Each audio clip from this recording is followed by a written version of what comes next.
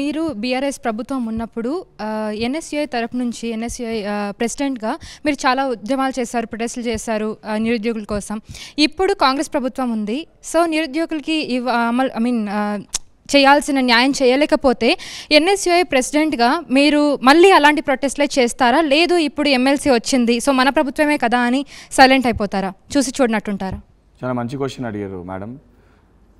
రెండు విషయాలు. ప్రొటెస్ట్ అనేది ఎప్పుడు చేయాల్సి వస్తుందని అంటే మనకున్న బాధని వ్యక్తం చేయలేనప్పుడు, చూపించలేనప్పుడు, దాన్ని అణిచివేసే ప్రయత్నం చేస్తే ప్రొటెస్ట్ చేయాల్సి వస్తుంది. కానీ చాలా స్పష్టంగా రేవంత్ రెడ్డి గారు ముఖ్యమంత్రి అయినాక ఇది ప్రజాపాలన అని చెప్పి ప్రజా దర్బార్ కానివ్వండి, ధర్నా చౌక్లో సరే ప్రజా దర్బార్లో మీరు అప్లికేషన్ ఇచ్చి మీ సమస్య పరిష్కారం కాకపోయినప్పటికీ మీ బాధని ఆవేదాన్ని మీకున్న కోపాన్ని వ్యక్తం చేయడానికి ధర్నా చౌక్లో ఎవరు ధర్నా చేయాలన్నా కానీ ధర్నాకి పర్మిషన్ ఇస్తుర్రు. దానికి సంబంధించి అదే ధర్నా చౌక్ వెళ్ళి నాసొంటి వ్యక్తులకు కానీ మంత్రులకు కానీ ఫోన్ చేస్తే ఇమీడియట్గా సెక్రటేరియట్లో అపాయింట్మెంట్ ఇస్తుర్రు. మీ యొక్క సమస్యని పైన స్పందిస్తూ ఆ సమస్య పరిష్కారానికి ఎన్ని రోజులు పడుతుందని చెప్పని వ్యక్తం చేస్తారు.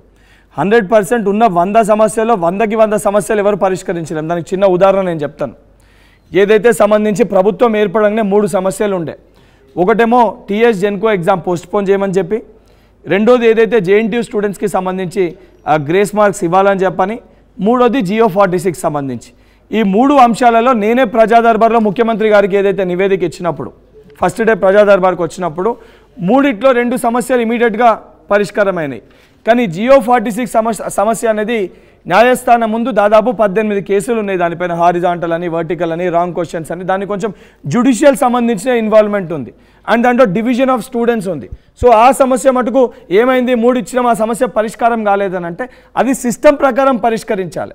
గత ప్రభుత్వం ఏంటంటే ఇద్దరు అంటే జిల్లాల మధ్యలో విద్యార్థుల మధ్యలో పంచాయతీ పెట్టి ఉద్యోగాలు ఇచ్చే ఉద్దేశం లేదు కాబట్టి పంచాయతీ పెట్టి వాళ్ళు తమాషా చూశారు.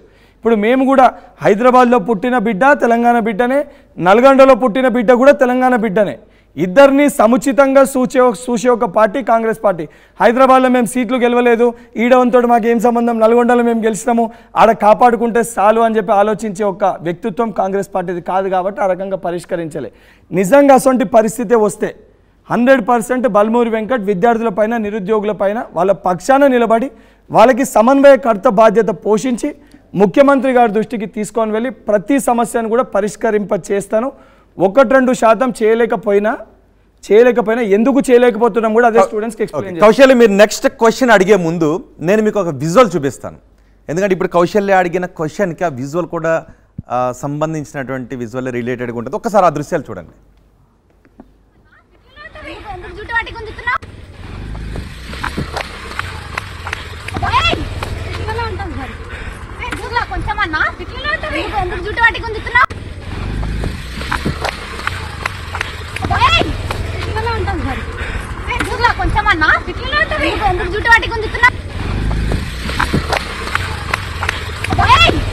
వెంకట గారు, విద్యార్థి నాయకుడిగా ఉన్న మీరు మరో విద్యార్థి సంఘం ఏబీపీకి సంబంధించిన ఝాన్సీ 100% ఆ రకంగా వివరించడాన్ని తప్పుపడతాము. నేను కూడా అనేక సందర్భాల్లో దానిపైన నేను కూడా ఖండించిన 2-3 ఛానల్స్ నాకు అడిగితే కూడా ఆ రకంగా చేయొద్దని చెప్పిన ముఖ్యమంత్రి గారితో కూడా మాట్లాడి ఆ సంబంధించిన పోలీస్ అధికారులపైన ఏదో ఒక చర్యలు తీసుకోమని చెప్పినాను. కానీ ఇందులో ఇంకొకటి కూడా ఉంది. అంటే 2 ఆస్పెక్ట్స్ ఉంటాయి. ఈ ఆర్గనైజేషన్ సంబంధించిన వ్యక్తులు మనం నేను కూడా అనేక సందర్భాల్లో ప్రొటెస్ట్ చేసిన. మనము ప్రొటెస్ట్ చేసినప్పుడు అవతల వ్యక్తికి హాని జరగకుండా ప్రొటెస్ట్ చేయాల్సిన బాధ్యత కూడా మన పైన ఉంటుంది.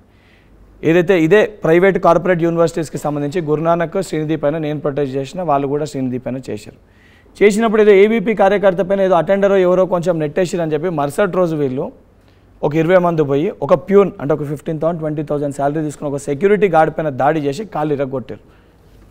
ఆ విజువల్ చూడండి ఒకసారి, ఎట్లా కొట్టిరో వీళ్ళు కట్టెలతోటి.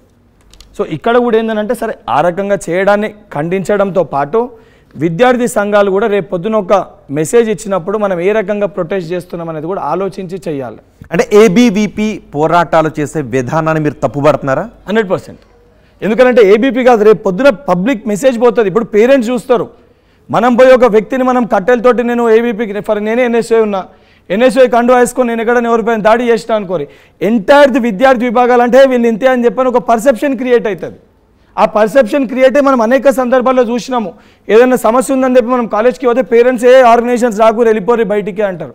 అటువంటి పర్సెప్షన్స్ క్రియేట్ కాకుండా చూసుకోవాల్సిన ఒక బాధ్యత కూడా విద్యార్థి సంఘ నాయకులపైన ఉంటుంది.